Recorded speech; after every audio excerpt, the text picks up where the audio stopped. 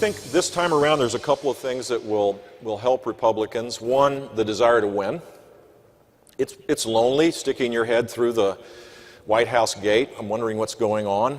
8 years in exile is a long time. And so I think there will be some discipline to be able to recognize how important this race is for the future of the country.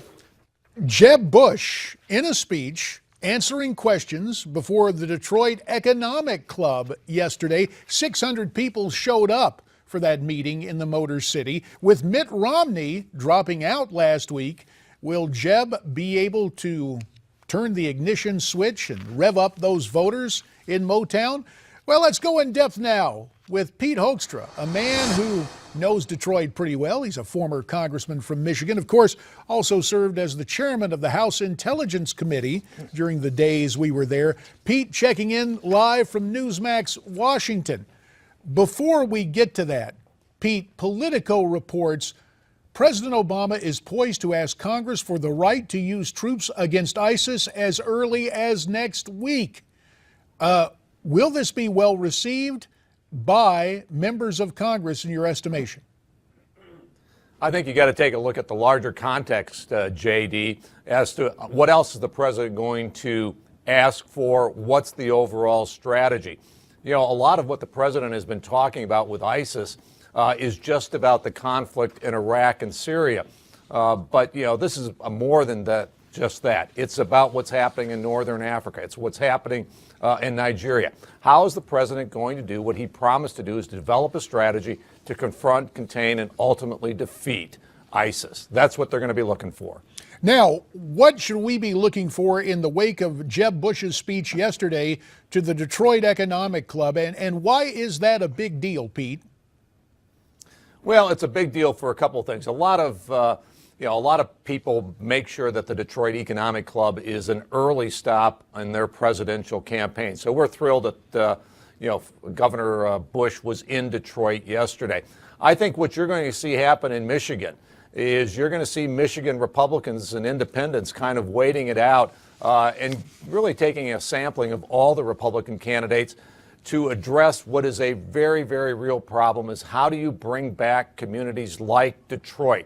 You know, Detroit, the booming city, the automobile capital of the world, the manufacturing capital of the world, the highest per capita income for a period of time, that's now lost, almost 1 million people in terms of population, has gone through a very difficult bankruptcy, but, hopefully now is poised. But we're going to have to put in place the right policies at the state and the federal level to allow communities like Detroit, areas like Detroit, to come back and to bounce back. And Michigan's going to wait for specifics from the presidential candidates as to what policies they're going to be advocating. Well, one of the specific items Jeb Bush mentioned yesterday, Pete, was the notion that Detroit could be repopulated by people, he would call them immigrants under his plan. A lot of us who are not in favor of amnesty would call it illegals. What was the reception to that notion of repopulating Detroit with, quote, new immigrants? Well, we're not going to repopulate cities that need that kind of growth simply by moving in immigrants, whatever the process that they use, that the government would use to move them into that area. You're going to repopulate areas by creating an environment that's going to result in jobs and economic growth. You create that kind of environment, the people will come. Government shouldn't be moving in. I don't know specifically what my friends in Southeast Michigan, how they responded to those things, but I think, and I know the people there, they're looking, give us the economic framework. We can build it. We can build opportunity. We don't need government to force people to move there. We want to be a magnet for growth because of what's happening here. Pete, let me ask you about the way Governor Bush might be received by the political hierarchy in Michigan. Obviously, I think a lot of people are keeping their powder dry, but Governor Snyder, who in the packaging is, quote, a pragmatic problem solver, is he a prime target for an early endorsement? Do you think Team Bush is trying to move on that very quickly? Well, it's kind of interesting. Rick Snyder is a very good friend of mine. He's been a great governor for the state of the Michigan. And one of the reasons he's been so effective in Michigan, he's almost been laser focused on solving the problems in Michigan and staying out of the political realm. So if Jeb Bush, obviously, if he could get an endorsement from Governor Snyder, that would be a big feather in his cap.